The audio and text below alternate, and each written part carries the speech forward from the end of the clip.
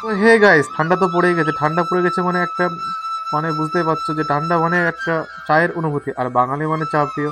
তো আজকে আবারও চলে এসেছিলাম আমাদের ভাইরাল চুমুক তন্দুরি চায়। তো আজকে পুরো ভিডিওটা তোমরা দেখবে, কারণ এখানে কিভাবে তন্দুরি চা তৈরি করা হচ্ছে সেটা কিন্তু তোমরা নিজে হাতে, মানে নিজে চোখে দেখতে পারবে। তো দেখতেই পাচ্ছ এই যে আগুন উঠলো, এইটা দেখে সত্যি ইমাজিন করা যায় না যে এত সুন্দর একটা আম, সুন্দরভাবে তৈরি হচ্ছে, কি বলবো, মানে ভাষা খুঁজে পাচ্ছি না। যাই হোক, আমার তো বেশ সুন্দর লেগেছে। আর তন্দুরি চা, এই যে ফুটন্ত, কিভাবে ধুমো বাড়াচ্ছে দেখাচ্ছে, ফুটন্ত চা এই শীতের সময় গরমে, গরম গরম চা, ওয়াও! সত্যি বাঙালির একটা ইমোশনাল। তবে রাত বাজে 11টা, আমরা বেরিয়ে এসেছি কিন্তু তন্দুরি চা খেতে। আর এখানে তো তোমরা জানো যে আমি ঘন ঘন মাঝে মধ্যে আসি। তবে এই দাদার দোকানটা খুবই ভাইরাল হয়ে গেছে, কেন প্রচুর, এদিকে প্রচুর মানুষের সমাগম হয়, প্রচুর ছেলেপেলে আসে এখানে, দূর দূরান্ত থেকে চা খেতে আসে। তবে তাদের ব্যবহারের জন্য হয়তো এখানে আসে, তবুও চাটা দারুণ দারুণ। এখানে দাদা সবাইকে একটু একটু করে সার্ভ করে দিয়েছে। আমি তো ভিডিও করে নিচ্ছি, কারণ তোমাদেরকে দেখাতে হবে। তোমরা তো এর আগের তন্দুরি আমি দেখিনি কিভাবে তৈরি করে, তো আজকে তোমাদের সামনে তুলে ধরলাম। এটা কিন্তু আসলাম গল্প করছে সৌভিকদার সঙ্গে ফোনে। আর এই শীতের সময় এখানে হাত শেখার ব্যাপারটা একটা আলাদা, যারা জানো তারা তো অবশ্যই কমেন্টে জানাবে। আর এদিকে রসনদা বলছে কি চা কি তৈরি হয়ে গেছে, আমি বললাম দাদা চা তৈরি হয়ে গেছে, তুমি বেরিয়ে এসো।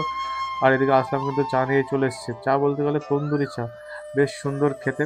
তো এখানে আসলাম, আমাকে দেখাচ্ছে যে কি পরিমাণ ওপরে সর দিয়েছে সেটা দেখো। আমি বললাম যে দাদাকে আগে থেকে ফোন করে এসেছিলাম যে দাদা তুমি, আমরা যাবো, তারপরে তুমি কিন্তু চাটা বানাবে। তো এদিকে অনুপদা বলতে চাটা খুব ভালো হয়েছে, চাটা বেশ সিদ্ধ হয়েছে। আরে ভাই, চা কি কোনোদিন সিদ্ধ হয়? তুমি তো জানো যে ও একটু কমেডিয়ান। তো অনুপদার কথাগুলো বেশ ভালো লাগে, যে আর একটা কথা বলে যে চা খাওয়ার পরে দাঁতে খিল দিতে হবে, মনে হচ্ছে ভাত খাচ্ছে। আর এদিকে আমি, আমার মুখটাকে ঠিক মতো দেখা যাচ্ছে না, কারণ ভিডিওটা আমি একাই নিজেই করছিলাম। তো মোবাইল ধরার ব্যাপারটা একটু দূর থেকে হয়ে গেছিলো, ওর জন্য আমার মুখটা, শুধু জাস্ট মুখটাই আসছিলো, চোখটা আসছিল না। আর এদিকে আমার সব বন্ধুগুলো রয়েছে, যারা যারা এসছে। এদিকে রানা রয়েছে, এদিকে রসনদা, আসলাম, চা। এই ঠান্ডার সময় বুঝতে পারছো, ঠান্ডা কিন্তু প্রচণ্ডভাবে পড়ে গেছে। আর সত্যি বলতে রাত বাজে 11টা, আর এই ঠান্ডার সময় গরম গরম চা, আর সঙ্গে পকোড়া থাকলে একটু ভালো হতো। তো পকোড়া তো এখানে পাওয়া যায় না, তো চাটা খেয়েই বেশ আমেজ নিচ্ছি। আর তোমরা কমেন্ট বক্সে অবশ্যই কমেন্ট করে জানাবে যে যে তোমরা শীতের সময় এভাবে চা খেতে কারা কারা বেরিয়ে পড়ো। তো অবশ্যই, আর হ্যাঁ, লাইক কমেন্ট শেয়ার করতে ভুলবে না। আর যারা যারা এখনও এই পলাশিপাড়া চুমুক তন্দুরি চায়ে চা খেতে আসেনি, তো অবশ্যই আসবে। ঠিকানাটা হচ্ছে পলাশিপাড়া, তোমার বেতায় যাওয়ার আগে, মানে বেতায় যাওয়ার রাস্তায় বা টেউটে যাওয়ার রাস্তায়। বেশ সুন্দর জায়গা, তোমরা আসলে বুঝতে পারবে।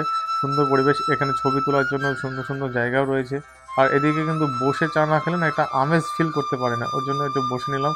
আর অনন্তদা বলছে যে আমার ভিডিওটা একটু করে দাও, কারণ আমার লাস্টে একটু থাকা চাই। অনন্তদা বললাম যে ঠিক আছে, তুমি আমার যেভাবে ভিডিও করে দিয়েছো আমি সেভাবে করে দিচ্ছি, কারণ জাস্ট বুকটা নিয়েছি। অনন্তদা তো ভিডিওটা দেখার পরে একটু রেগে গেল আমার উপরে, যে আমি যে কিছু বলছি সেই মুখের এক্সপিরিয়েন্সটা তো আসছে না। আমার তোমার দরকার নাই, আমি ওখানে কিছু বলে দেবো। ঠিক আছে, আজকের মতো ভিডিওটা এই পর্যন্তই।